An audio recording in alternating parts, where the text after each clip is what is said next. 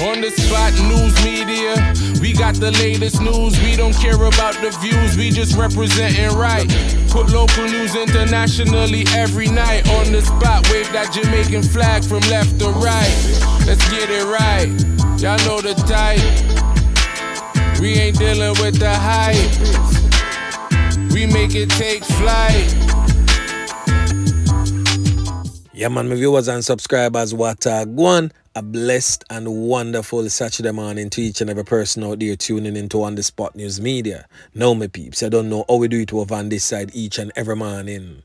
We have to give thanks and praise to the Most High Creator for the preservation of life, because life is indeed the greatest. So in the morning, my peeps, I have a few stories to share with you, the regular members of Chan Public and also members of the diaspora. So please like the video, share the video, watch the entire vlog so you can get a full understanding and a better appreciation of everything we are going in Jamaica. So watch this now, my peeps. To the name Saturday, the day when some of the ones and ones them traverse out there to church. So happy Sabbath on this blessed Saturday morning. So please remember On The Spot News Media's loyal viewers and subscribers in your immediate prayers. You definitely see how Jamaica run right now, so you know for sure. So we need that now more than ever. And to all of the regular members of Chan Public out there traversing the streets from Moran Point to Nick Grill Point, continuously look out on the corner here, because what? The old dirty corner boy them always out there alert. So we're gonna kick it off this morning, my peeps, over there in Western Jamaica in the parish of St. James, Montego Bay proper is the order of the day, where a woman wanted and warrant for extradition to the United States of America for knockings and clappings that resulted in the loss of life of her own child's father. Now, this woman was held in a multi-agency raid at a home in Montego Bay, St. James, yesterday morning, that's Friday. Now, the suspect in that particular matter is presently on your screen. She has since been identified as 39-year-old Iyana Reynolds. She's of a Tortuga Crescent address in Montego Bay, St. James. Now, Iyana Reynolds is wanted in the U.S. for knockings and clappings, as I stated earlier, that resulted in the loss of life of her child's father and other related matters. Now, information reaching On The Spot News Media is that sometime between 4 a.m. and 5:30 a.m. a special operation targeting Iyana Reynolds was carried out at her home by members of the Jamaica Fugitive Apprehension Team, the Lotto Scam Task Force, Era 1 OST, and the Jamaica Defense Force, along with its U.S. counterpart as observers. Now, Iyana Reynolds, who was at home at the time with her boyfriend, was reportedly arrested incident-free and placed in custody pending an extradition hearing. A warrant for Iyana Reynolds was issued in January of 2022 after the knockings and clappings that resulted in the loss of life of her Jamaican-born boyfriend in Bridgeport, Connecticut. So watch this now, my peeps. I could get into the meat of the matter. Now, on your screen is the deceased Jamaican-born baby father / boyfriend, who has since been identified as 36-year-old Andre Brown. It is said that Andre lived in Bronx, New York before moving to Connecticut, and that is where all hell broke loose. It is said that both parties was definitely not seen eye to eye in recent months up to the time of his passing, where a lot of physical altercation and also some fight, some fist a fling, and all sort of cas and cuss a go on in the relationship. So you know for sure say things not so bossy with the two of them. Now, on that brutal and horrific day, it is said that Andre Brown, the now deceased, and Iyana had a verbal turn physical altercation. But little did he know that Iyana had already moved on with her life and have another man who is a known scammer, a old dirty corner boy from out of Montego Bay, St. James. Yeah, man. He was in close proximity to where that physical altercation had taken place with both parties. Now, it is said that after the verbal and it became physical, the kitman, the man on the side, the knockers and clappers from Montego Bay, stepped in and fired several cans into the body of the now deceased Andre Brown, leaving him lifeless. Now, persons would have made a report that both parties were definitely not seeing eye to eye, and on the day that the knockings and clappings go on, they were seen having a physical altercation. Then the can them start beat. So she decided to take care of herself before the police them get her.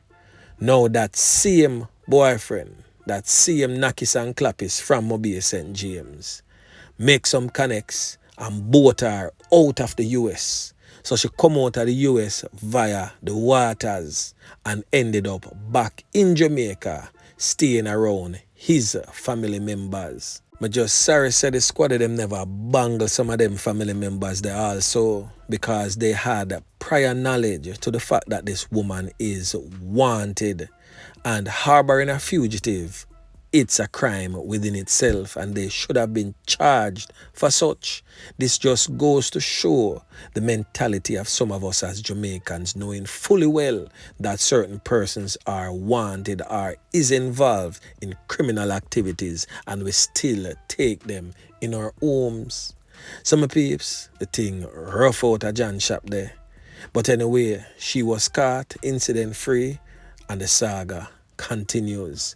Now let us see if she's going to speak up and tell Uncle Sam investigators who is the real trigger person behind that knockings and clappings. Yeah, man. So anyway, make we move on. Now over there in the Garden Parish of Senton, boy, may I tell you, the thing gets serious over there, so. Because when I see a place like Senton, a rack up the murder tally a certain type of way, you must definitely know, say, yo, crime is at its worst. Now, the Brownstown police have linked a certain gang in their parish to a fatal stabbing at an entertainment event. Now, the gang that we are talking about is another upcoming gang where the police them need to snip it in the bud quick and fast before them get big and start spread like a wildfire. We are talking about the Strap Them gang from out of Brownstown, Senton. Now, the police hold on upon a man who is a member of that gang, and they have taken that person into custody in connection with the fatal tab up business or guan of the 21-year-old call center worker on Friday. So the man will end up losing 3 points is presently on your screen. He has since been identified as Andre McDonald, otherwise called Chigo, who is said to be a resident of the Tri-C district in Senton. He was taken out by a criminal element at an entertainment event in the community. Now, reports reaching on the Spot News media suggest that a dispute developed between McDonald and the criminal element sometime about 12:30 a.m. and a sharp instrument was used to cut McDonald in the back. Now, patrons reportedly separated the two, and McDonald went home and returned with a knife and attacked the suspect.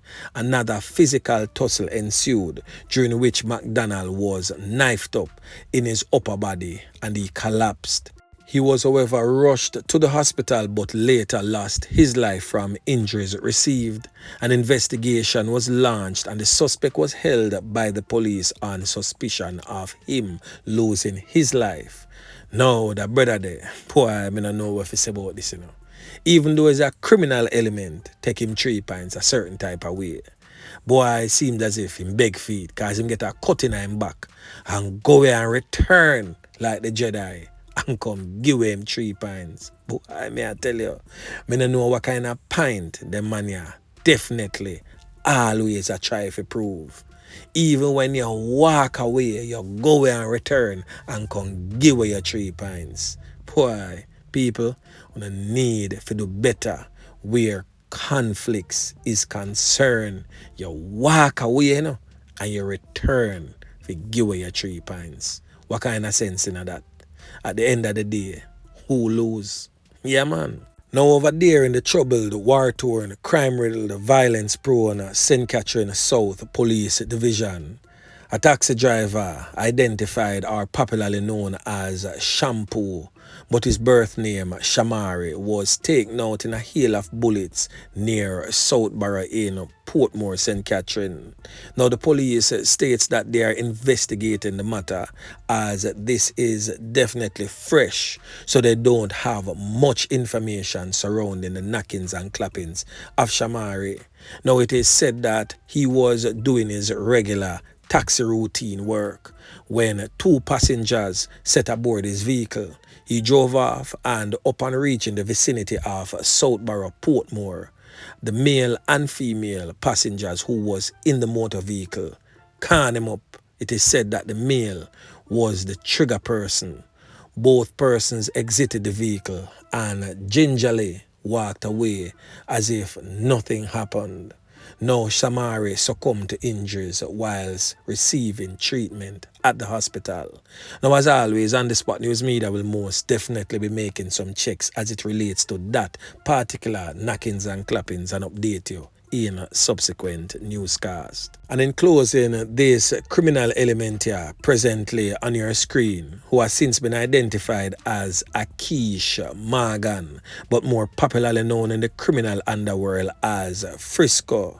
The police them want him. Yeah man, so anyone having any information about this criminal element here, points to note he's wanted for a series of knockings and clappings that has resulted in the loss of life of some people.